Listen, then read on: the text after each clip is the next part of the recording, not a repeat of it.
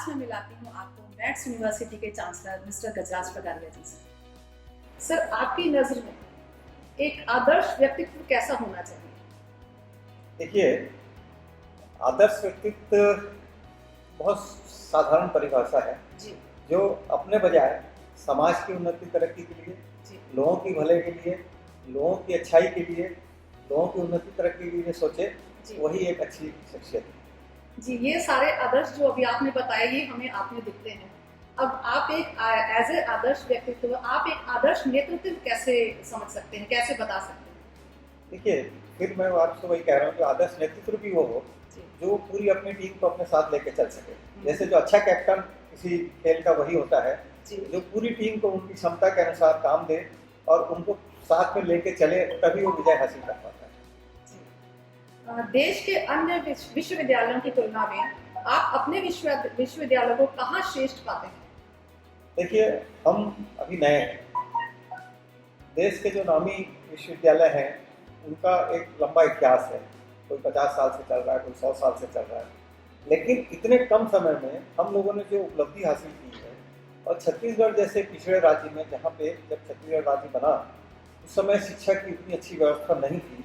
उस समय हम लोगों ने यहाँ पे काम चालू किया, इतना अच्छा इंफ्रास्ट्रक्चर बनाया, इतनी अच्छी फैकल्टी यहाँ पे खोज के लाई। तो आज हमको ये कहने में गर्व है कि जो लोग 50-50 साल से इस फील्ड में थे, हम कहीं ना कहीं उनके मुकाबले में देश में अपने नाम और अपनी उपस्थिति दोनों दर्ज करा पा रहे हैं। 10 वर्षों में विश्वविद्यालयों को सर्वोच्च प्राथमिकता क्या होनी चाहिए? देखिए, विश्वविद्यालय की तो सिर्फ एक प्राथमिकता है, जो बच्चा आपके पास पढ़ने के लिए आया है वो एक अच्छा नागरिक बने और जिस उद्देश्य से उसने पढ़ाई की है उस उद्देश्य की पूर्ति और उसको कोई अच्छा कार्य मिले, अच्छा जॉब मिले, जिससे वो अपने परिवार का अच्छी तरह से पालन पोषण कर सके। तो हम लोगों का टारगेट यही है कि बच्चे को पढ़ाई के साथ साथ उसकी बहुमुखी प्रतिभा का विकास करें और उसको जब पढ़ाई पूरी होती है तो उसके बाद उसको जॉब दिलवा दें। प्लेसमेंट के मामले में भी हम लोगों ने बहुत अच्छा रिजल्ट आया। जो हमारे पास काम करना चाहते हैं, जो लोग नौकरी करना चाहते हैं, ऐसे बच्चों का 100% प्लेसमेंट का हमारा रिस्पॉन्स था। आपके विचार जानकर सर बहुत खुशी हुई, लेकिन मैं आपसे कुछ और भी पूछना चाहूंगी। उच्च शिक्षा के क्षेत्र में विद्यार्थियों के करियर और व्यक्तित्व विकास की क्या योजनाएं हैं आपकी? देखिए, योजनाएं तो समय के हिसाब से बदलती रहती हैं। अभी जो ये पीरियड चल रहा है, जो कोरोना का काल है, उसमें हम लोगों ने अभी इस चीज़ को सोचा है कि अब पढ़ाई के साथ साथ उनको स्किल डेवलपमेंट की ट्रेनिंग भी हम दें, ताकि जो बहुमुखी प्रतिभा के धनी बच्चे हैं और जिस तरह से नई शिक्षा प्रणाली अभी आ रही है जिसमें स्ट्रीम चेंज करने का जो सरकार ने एक प्रावधान रखा है, तो उसमें हम लोग उसी तरीके से अपने करिकुलम डिसाइड करके इंडस्ट्री के साथ टाई अप करके बच्चों को पढ़ाई के साथ साथ स्किल डेवलपमेंट और बाकी भी जो उनकी रुचि के विषय हैं उसकी शिक्षा देते हुए उनको आगे बढ़ाने का कार्य करने का हम लोग प्रयास करते हैं। जी सर, आपके नेतृत्व शैली की कुछ विशेषताएं हैं, क्या कृपया आप हमें बताएंगे? नेतृत्व शैली की विशेषता मैं अपने बारे में कैसे बता सकता हूँ? जो मेरे साथ काम करने वाले लोग हैं वो बता सकते हैं कि मेरा नेतृत्व किस तरीके का है, लेकिन मेरे को ये लगता है कि जिस तरीके से हमारा ऑर्गेनाइजेशन चल रहा है तो निश्चित तौर पे एक हमारी अच्छी टीम है और उस टीम के सहारे ही हम लोग आगे काम कर पाते हैं। विश्वविद्यालय के कुलाधिपति होने के नाते आप अपने संस्थान की योजनाओं के संबंध में कैसे रणनीति बनाते हैं? देखिए, जो समय की ज़रूरत होती है, जो वक्त की मांग होती है, उसके हिसाब से हम लोग अपनी प्रणालियों में चेंज करते रहते हैं। अभी जो सरकार की नई शिक्षा नीति आई है उसके ऊपर हम लोगों ने 1 साल पहले से काम चालू कर दिया। गवर्नमेंट ने तो अभी डिक्लेयर किया है, लेकिन हम लोगों का जो था काम वो 1 साल पहले से इस पर चल रहा था और हम लोग उसी तरह से अपना पूरा सिस्टम को आगे बढ़ा रहे हैं। सर, आपके विश्वविद्यालय में अध्ययन करने से विद्यार्थियों को क्या क्या लाभ प्राप्त हो सकता है? देखिए, हम ये सोचते हैं कि जो हमारे साथ पढ़ते हैं वो जिस क्षेत्र में जाना चाहते हैं वहाँ सफल तो होते ही हैं, साथ ही साथ वो एक अच्छे नागरिक भी बनते हैं। हम उनको हर तरह की ऐसी सुविधाएं देते हैं, ऐसी शिक्षा देते हैं और ऐसा वातावरण देते हैं जिससे वो पढ़ाई के साथ साथ अपना सर्वांगीण विकास कर सकें। सर, आप अपने विश्वविद्यालय के संबंध में बच्चों को क्या बताना चाहेंगे जो कि वो बच्चे नहीं जानते? देखिए, हम जो कर रहे हैं, हमारे साथ जो बच्चे पहले पढ़ के गए हैं वो नए बच्चों को बताते हैं कि ये यहाँ पे दूसरों के मुकाबले में मैथ्स क्यों अलग है। जी उसका ही परिणाम है कि एक दूसरे की माउथ पब्लिसिटी से जो हमारे प्रचार करने वाले हैं, हमारे एक्स स्टूडेंट, उन्होंने जो यहाँ से हासिल किया है, जो यहाँ पे उन्होंने सीखा है, वो उसका प्रचार करते हैं, उसी से हमको लाभ मिलता है। तो वो अगर हमारे बारे में अच्छा बोल रहे हैं तो ये हम लोगों की उपलब्धि है। युवाओं और विद्यार्थियों को आप क्या संदेश देना चाहेंगे?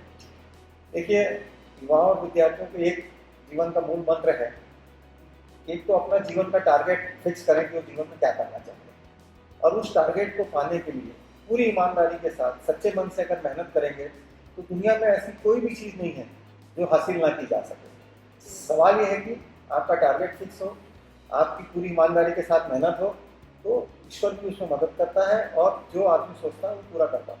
गजराज सर, यूनिवर्सिटी की क्या क्या उपलब्धियां हैं जो 17 साल में आप कहां से कहां तक पहुंचा चुके हैं? देखिए, आज छत्तीसगढ़ में हम सबसे हाईली नेक एजुकेटेड यूनिवर्सिटी हैं जी। B++ हमारे को एकमात्र यूनिवर्सिटी छत्तीसगढ़ की जिसको B++ मिला हुआ है जी। हमने पिछले 17 सालों में 10,000 से ज़्यादा रिसर्च पेपर पब्लिश किए हैं, 16 से ज़्यादा हमारे पेटेंट हैं और 600 से ज़्यादा हमारे PhD स्कॉलर्स यहाँ से शिक्षित होकर गए हैं, और करीब करीब हमने 50,000 से ज़्यादा बच्चों को हायर एजुकेशन दिया है। ये हमारी बहुत बड़ी उपलब्धि है। और उसके सबके अलावा हमने अपना एक ब्रांड बनाया है, हमारा एक नाम है, और हमारा नाम नेक नामी के साथ लिया जाता है। हमारे साथ किसी किस्म का कोई विवाद इन वर्षों में नहीं जुड़ा है। तो हमने जो किया है, छत्तीसगढ़ की उन्नति तरक्की के लिए, उच्च शिक्षा का छत्तीसगढ़ में बहुत अच्छे से एक वातावरण बने, उसके लिए किया है। और हमारे ही प्रयासों के कारण और जो सरकार ने सहयोग किया उसके कारण आज छत्तीसगढ़ एक बहुत बड़े एजुकेशन हब के रूप में देश में जाना माना जाने लगा है। बच्चों की ऊंचाइयों के साथ साथ मैंने नोटिस किया है कि आपके यहाँ जो स्टाफ हैं वो शुरू से आपके साथ जुड़े हुए हैं, तो उसमें आपका क्या योगदान है? क्योंकि आजकल बहुत जल्दी लोग शिफ्ट करते हैं, बट आपका स्टाफ बहुत सालों से आपके साथ जुड़ा है। देखिए, हमने शुरू से मैथ्स को एक परिवार के रूप में डेवलप किया है। एक ऑर्गेनाइजेशन को जिस तरह से परिवार के सदस्य हैं, उतना एक दूसरे के प्रति अपने सुख दुख बताने का, एक दूसरे के प्रति अपनी बातचीत करने का हमने एक वातावरण दिया हुआ है। इससे कोई भी स्टाफ जो है वो हमसे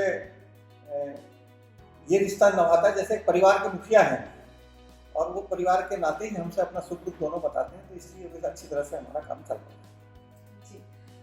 आपकी यूनिवर्सिटी में anti ragging cell, anti harassment cell, वो सारी चीज़ें हैं, और वो सारी चीज़ें जो होती हैं वो एक परिवार को जोड़ के भी रखती हैं। और ये स्टाफ जो आपका है इतने सालों से जुड़ा हुआ है, तो क्या ये सब चीज़ें अप्लाई होती हैं यहाँ पर?